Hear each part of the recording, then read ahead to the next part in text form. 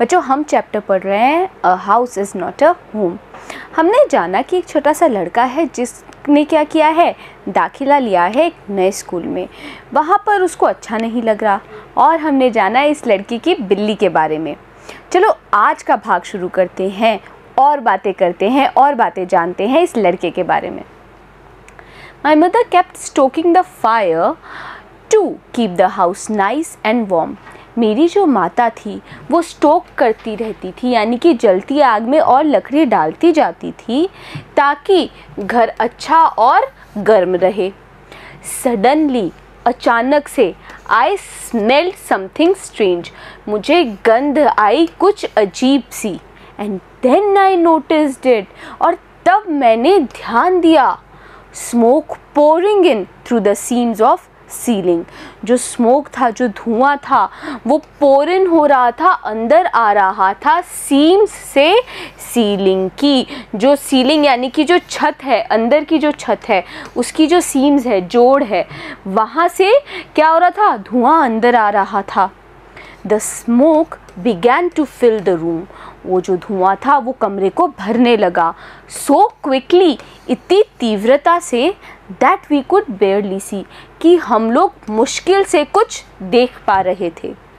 Groping our way to the front door, अंधेरे में टटोलते हुए अपना रास्ता आगे के दरवाजे का। We all ran out into the front yard, हम सब क्या कर गए, हम भागे आगे के यार्ड की तरफ, आंगन की तरफ, बाड़े की तरफ।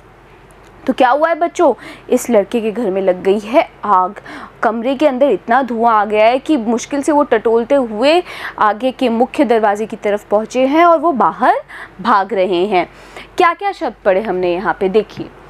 स्टोकिंग, स्टोकिंग का मतलब क्या होता है, जलती। ये क्या है बच्चों, जलती। जलती आग में और लकड़ी डालना। वार्म यानी कि गर्म। सडनली का मतलब क्या होता है, अचानक। स्मेल्ड यानी कि गंध आई। स्ट्रेंज का मतलब होता है अजीब। नोटिस यानी कि ध्यान दिया। सीम्स क्या होती हैं, जोड़। सीलिंग, सीलिंग का मतलब होता है अंदर की छत। क्विकली मतलब तीव्रता से। बेयरली यानी कि कठिनाई से। ग्रोपिंग का मतलब क्या होता है, अंधेरे में टटोलना। फ्रंट यानी कि सामने, और यार्ड यानी कि बाड़ा, तो हम आगे के बाड़े की तरफ, आगे के आंगन की तरफ गए। By the time we made our way outside, जब तक हम गए बाहर की तरफ, रास्ते की तरफ, द होल रूफ, जो पूरी छत थी, वॉज engulfed in flames, वो क्या हो गई थी, निगल ली गई थी फ्लेम्स के द्वारा, लपटों के द्वारा आग की। And it was spreading quickly, और वो जो आग थी वो फैल रही थी क्विकली, तेज़ी से। आई रैन टू द नेबर्स, मैं पड़ोसियों के पास गया, टू कॉल फायर डिपार्टमेंट, जो अग्नि विभाग है उसको कॉल करने के लिए। While I watched, जब मैंने देखा, my mother run back into the house, कि मेरी माँ भाग के गई है वापस से घर में। My mother then ran out of the house carrying a small metal box full of important documents. और कुछ ही देर में क्या हुआ, मेरी माता भागते हुए बाहर आई उस घर से, carrying a small metal box. Carrying मतलब ले जाते हुए या लाते हुए एक छोटा सा मेटल का बक्सा, फुल ऑफ इम्पोर्टेंट डॉक्यूमेंट्स, जिसके अंदर क्या थे, भरे हुए थे ज़रूरी डॉक्यूमेंट्स, दस्तावेज, कागजात। She drop the case on the lawn, और मेरी माता ने क्या करा दिया, गिरा दिया उस केस को, उस डब्बे को लॉन में। एंड इन क्रेज्ड स्टेट, और क्रेज्ड स्टेट यानी कि घबराहट में, रैन बैक इनटू द हाउस, फिर से वो भाग के चली गई घर में। यानी कि मैंने क्या देखा, जब मैं अपने पड़ोसियों के यहाँ पर जाकर अग्नि विभाग को कॉल करने वाला था, मैंने देखा मेरी माता भाग के गई हैं घर में।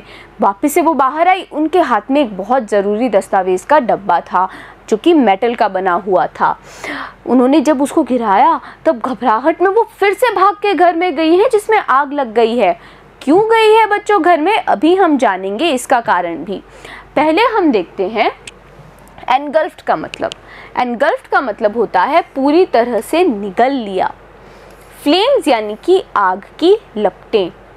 स्प्रेडिंग का मतलब होता है फैलते हुए। क्विकली यानी कि तेज़ी से। नेबर्स यानी कि पड़ोसियों। डिपार्टमेंट यानी कि विभाग। वॉच्ड यानी कि देखा। फिर है कैरिंग। कैरिंग मतलब ले जाते हुए। मेटल क्या होता है, धातु। बॉक्स यानी कि डिब्बा। इम्पॉर्टेंट का मतलब होता है ज़रूरी। डॉक्यूमेंट्स यानी कि दस्तावेज।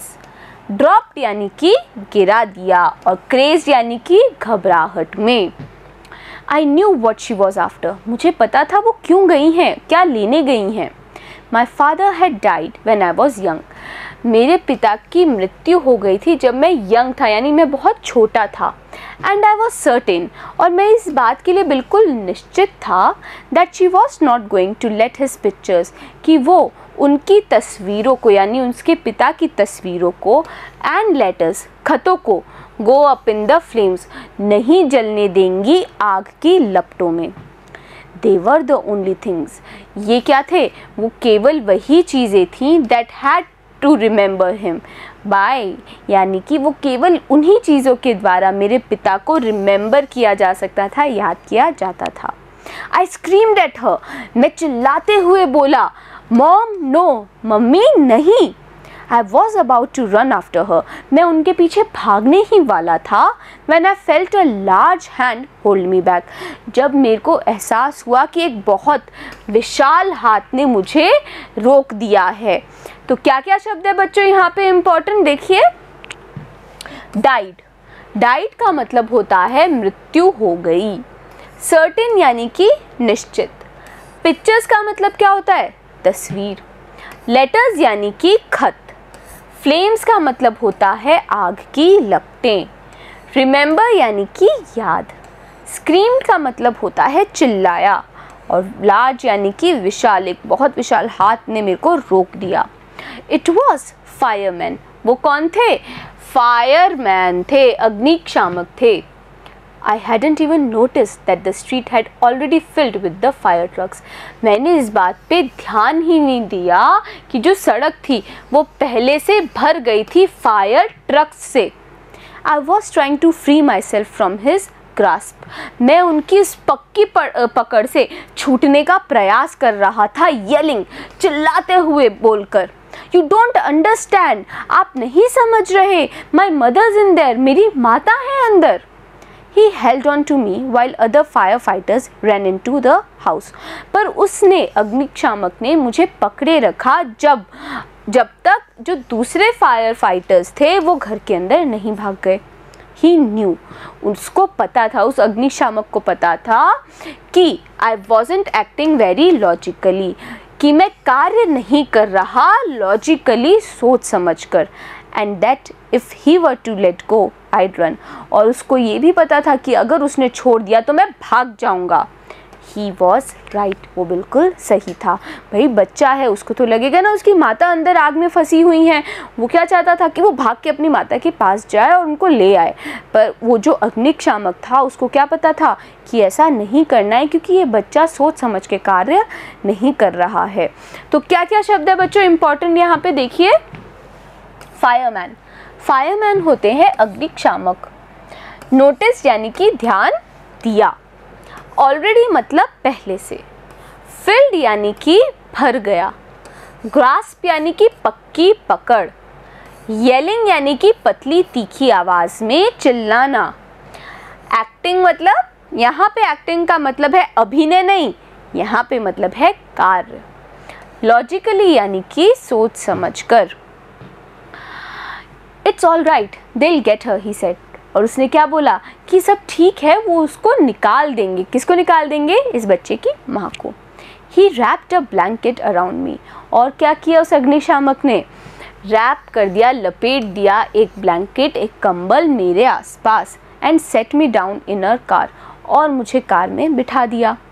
Soon after that, बहुत जल्द ही, a fireman emerge from our house, एक फायरमैन इमर्ज हुआ, निकला हमारे घर से, with my mom in tow, मेरी मॉम को खींच के निकालते हुए।